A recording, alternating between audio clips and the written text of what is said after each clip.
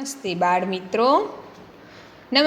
मित्रों। आज हम धोरण 5 विषय हिंदी के अंदर पाठ 7 खाना खजाना जो हम अगले वीडियो में समझ गए थे, अब इसका अभ्यासक्रम है। इसमें प्रश्न नंबर 2 और 3 वो भी हमने अगले वीडियो में समझ लिया था। अब इसके बाद है पेज नंबर 40। सब अपनी अपनी पाठ्यपुस्तक निकालिए और पेज नंबर 40 पे जो प्रश्न नंबर 3 है, तुमने अपने रसोई घर में माँ या पिताजी को खाना पकाते हुए देखा होगा, जरा बताओ तो कैसे बनता है। यानी कि जे पण तमे तमारा घरमा पण मम्मी पप्पा पण क्यारेक कंईक रसोईमां बनावता ज हशे ने, तो ए तमे बधाए जोयुं हशे।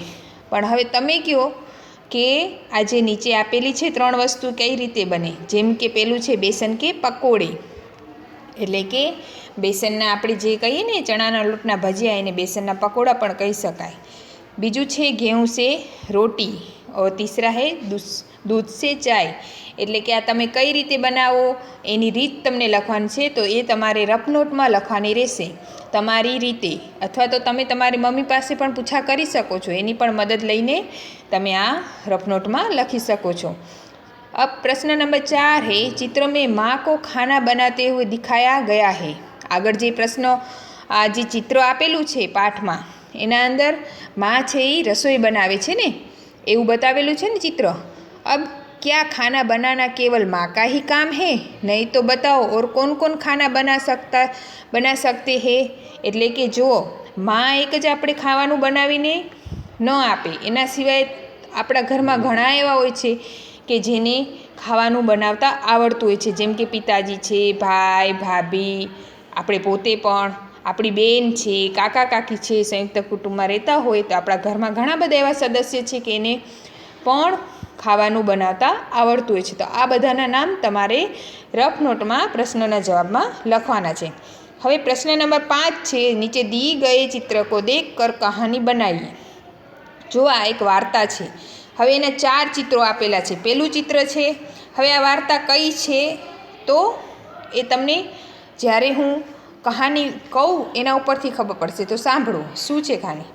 એક ગામ હતું, એટલે કે એક ગાँव था, उसमें एक बूढ़ा किसान रहता था, उनका नाम था रामू चाचा। એટલે કે આપણે એને નામ આપી, જેમ કે કોઈ ગામ હોય તો એનામાં એક ખેડૂત રહે છે, એનું નામ છે रामू चाचा। रामू चाचा खेती करते थे। अब खेती करते थे तो उनके 2 बेटे थे, वे दोनों आपस में झगड़ते रहते थे। रामू चाचा यह देखकर बहुत चिंतित हुए।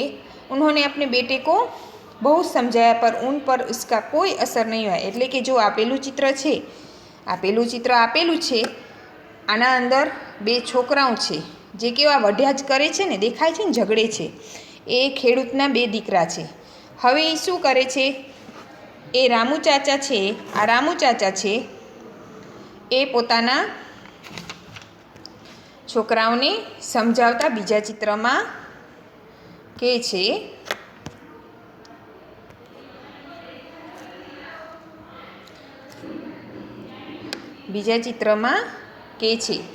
એક દિન રામુ ચાચાને એ જોયું કે હવે આનો કંઈક કરવું પડશે, આ બંને આમને આમ ઝઘડશે તો નહીં ચાલે।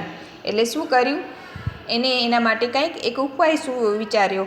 उन्होंने अपने दोनों बेटों को बुलाया અને કીધું, उसको बोला, बड़े बेटे को लकड़ियों का एक गट्ठा, जो અહીંયા કને લાકડીઓનો એક ગાંઠરી જેવું છે ને બાંધેલું, એટલે કે ઘણી બધી લાકડીઓ ભેગી કરેલી છે ને, એ એના મોટા દીકરાને લઈ આવવાનું કહે છે। और वो लेकर आता है।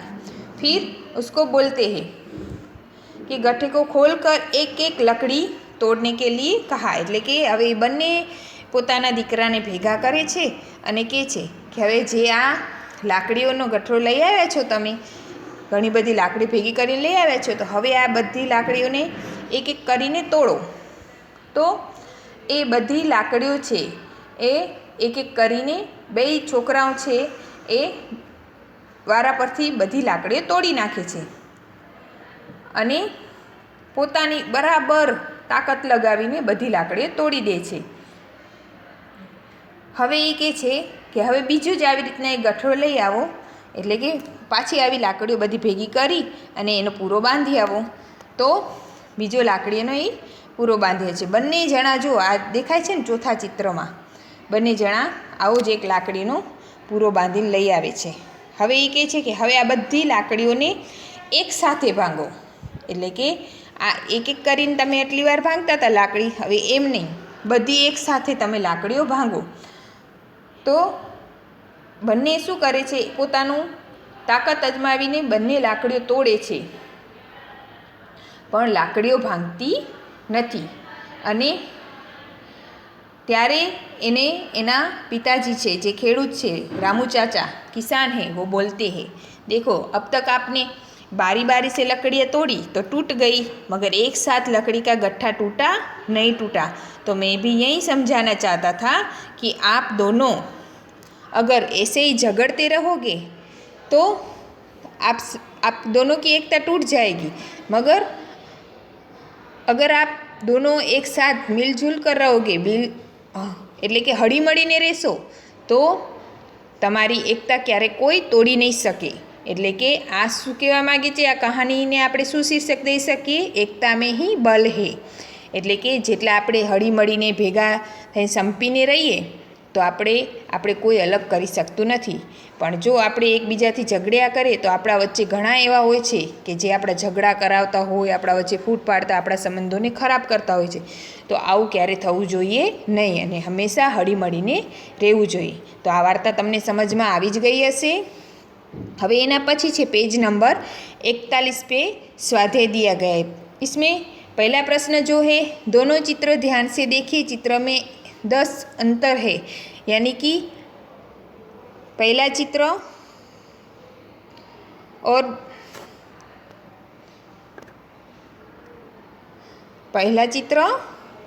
दूसरा चित्र दोनों में बहुत सारा अंतर है और ऐसे 10 सारे अंतर हमें ढूंढ कर दिखाने हैं. जैसे कि ध्यान से देखोगे तो जो ये जोकर का चित्र है उसमें पहले और दूसरे चित्र में जोकर के सिर पर आसपास में बॉल है, हाँ, पीले गोले हैं, तो दूसरे में सिर के ऊपर आसपास के गोले नहीं है. इस प्रकार आपको बहुत सारी खामियां एक दूसरे चित्रों में से निकाल के ढूंढ कर लिखनी है रफ नोट में.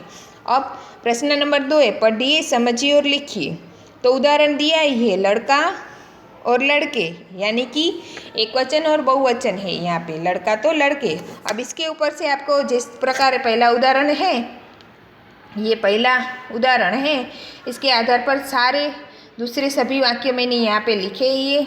आप सभी को अपने पाठ्य पुस्तक में इस प्रकार लिख लेना है और यह वाक्य यही शब्द पर से बनाने हैं. जैसे कि यहाँ पे बना हुआ उदाहरण दिया गया है कि लड़का स्कूल जा रहा है, तो लड़के स्कूल जा रहे हैं. इसी प्रकार पुस्तक तो पुस्तकें, और यह पुस्तक है, ये पुस्तकें है. कमरा तो कमरे, यह एक कमरा है, ये 3 कमरे हैं. पंखा तो पंखे, पंखा चालू है, पंखे चालू है. यानी कि एक वचन का बहुवचन करना है और इस प्रकार इसका स्वाध्याय भी यहाँ पे पूर्ण होता है. इस पाठ के आधार पर जो पाठ्य पुस्तक में लिखना है वो इतना ही है. और इसके अलावा जो मैं फ़ोटो भेजूँगी वो आप सभी को पाकी नोटबुक में, अपनी हिंदी की पाकी नोटबुक में लिखना होगा. तो यहाँ पे हम यह पाठ पूर्ण करते. अस्तु.